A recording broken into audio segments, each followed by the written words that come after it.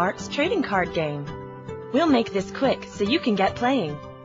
Get out your starter deck, your playmat, and a counter to keep track of your heart points. Lay out your playmat.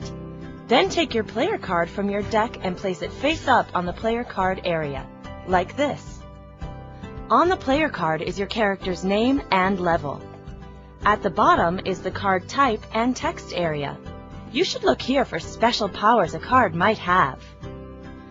The number on the red background is your attack value, the damage this character can dish out during a battle or challenge.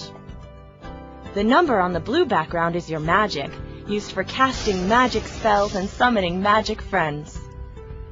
The heart points, HP, is your initial toughness.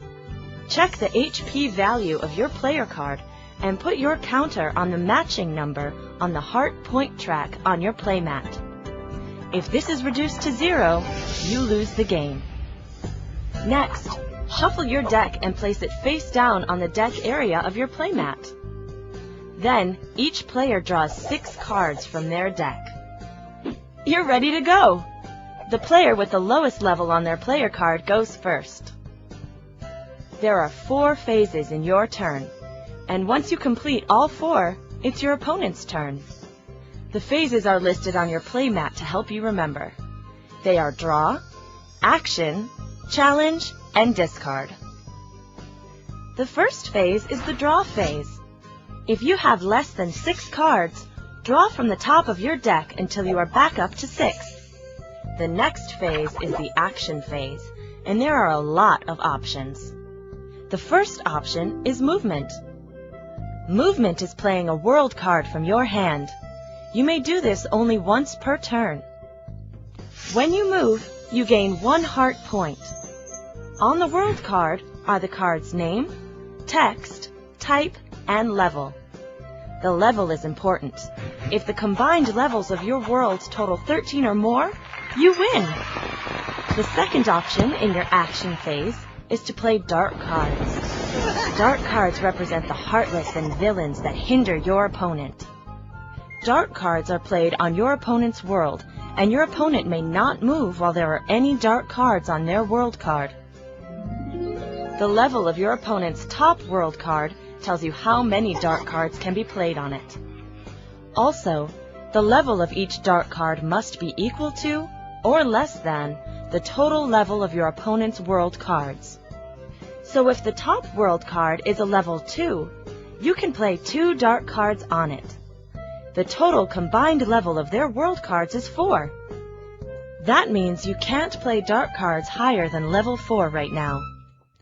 Dark cards can be removed from the world cards during an action called battle, which is a third option for your action phase. You can battle once per turn. During battle, compare your player card's attack value to the dark card's power value. If the attack value is equal to or higher, the dark card is defeated and moved to its owner's discard pile. If your attack isn't enough to beat the dark card, you can use an attack card. These raise your attack value. When more than one attack card with the same name is played at the same time, they often get bonuses, so check the text area of the card. Attack cards are discarded immediately after use. To help you battle dark cards and win challenges, you can play friend cards. This is the 4th kind of action you can take. Friend cards have a support value number on the red background.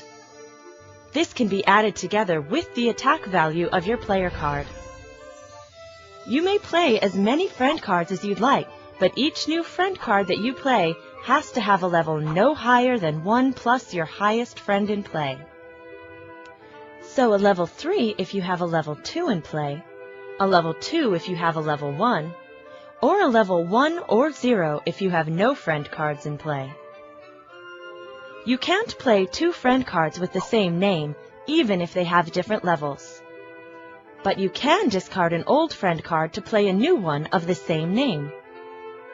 So if you have a level 1 Donald in play and a level 2 Donald in your hand, you can discard the level 1 and then put the level 2 in play. Friend cards that have helped out in battle or challenge are discarded at the end of the phase they are used. The last option in your action phase is to play a magic card. Magic cards are the magical spells that a player card and his friends can use. You can play as many of these as you like, as long as your player card or a friend card you control has a magical value equal to or greater than the level of the card you want to play. There are also magical friend cards.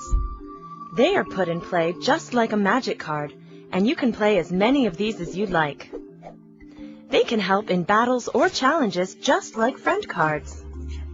If you see this symbol, it means what is written there takes effect as soon as the card is played from your hand. These cards have to be discarded at the end of your turn, so if you put them in play, make sure you use them in the same turn. After the action phase is the challenge phase, when you can attack your opponent's player card if you want to. If you attack, both players move their player card to the center of the table. Then you and your opponent take turns choosing one of 4 options. The attacker goes first. The first option is to choose to have a friend card or a magical friend card participate in this challenge. The next option is to play one or more attack cards from your hand. The third option is to play a magical card or a magical friend card. The final option is to do nothing. Players take turns until both choose to do nothing. Then both players add up all their attack values. The player that deals the most damage wins the challenge, and their opponent loses 1 heart point. The final phase is the discard phase. You may discard as many cards from your hand as you'd like, or none at all. During the discard phase, you must discard any magic friend cards you have in play. After your discard phase, it's your opponent's turn. Players keep taking turns until someone wins. There are 2 ways to win Kingdom Hearts. You win if the total level of your world cards in play is 13 or greater, or if your opponent ever has 0 heart points left.